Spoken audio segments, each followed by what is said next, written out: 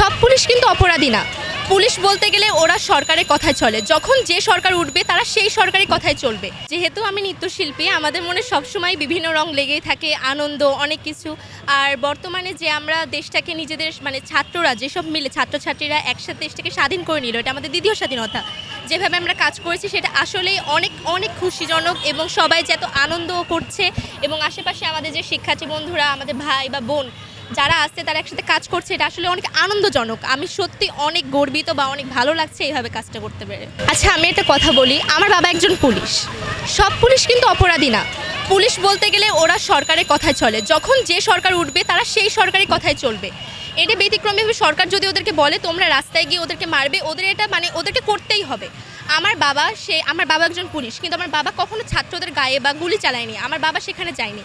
সব পুলিশ অপরাধী না। হ্যাঁ, আমরা আমাদের দেশের দুইজন বা অনেক গর্বিত সন্তানদেরকে হারাইছি, যেমন আবু সাইদ, তারপরে আমাদের যে মুগ্ধ ভাইয়া, তারা দুজনই কিন্তু আমাদের দেশে একটা গর্বনীয় সন্তান ছিল। তাছাড়া উজ্জ্বল ভবিষ্যৎদেরকে আমরা মেরে ফেলেছি অনেক পুলিশ। কিন্তু একজন যদি খারাপ হয় তার জন্য কিন্তু সবাই খারাপ না। এর জন্য আমি বলতে চাই, যেমন আমার বাবা একজন পুলিশ, সে বলতে গেলে আমার পুরো সারাটা বছরই আমার বাবাকে কখনো আমি আমার কাছে পাই না। সে সারাক্ষণই দেশের জন্য কাজ করে যায়, যখনই বাইরে থাকে আমার একটা মুহূর্ত মনে পড়ে না যেখানে বাবা ভালোভাবে আমাদের পরিবারটাকে সময় দিচ্ছে। সারাদিনই দেশের কাজের জন্য ব্যস্ত থাকে।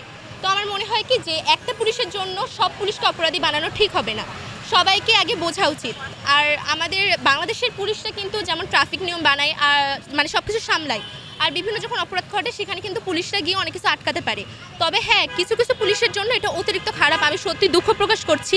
কিন্তু এটা আমাদের উচিত নয় যে সকল জাতিকে অপমান করা বা তাদেরকে পুরো জাতির সম্মুখে তাদেরকে নিয়ে অনেক বাজে বাজে কথা বলা, কারণ সবাই কিন্তু এক না। এটা আমি সেটা তো বললাম যে সব পুলিশ কিন্তু এক না। ওরা পারলে ওই ছেলেটাকে বাঁচাইতে পারতো, কিন্তু ওদের মধ্যে ওদের মনুষ্যত্ব বোধটা তখন ছিল না।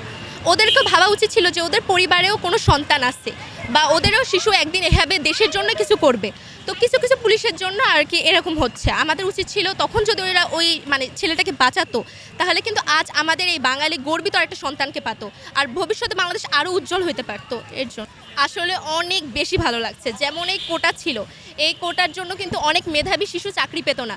তারা হইতে পারে ওই যে দাদা নাতার মুক্তিযোদ্ধা কোটা থেকে পাইতো, নাহলে প্রশাসন কোটা থেকে, না হলে নারী কোটা থেকে, এইভাবে ওরা পেয়ে যেত।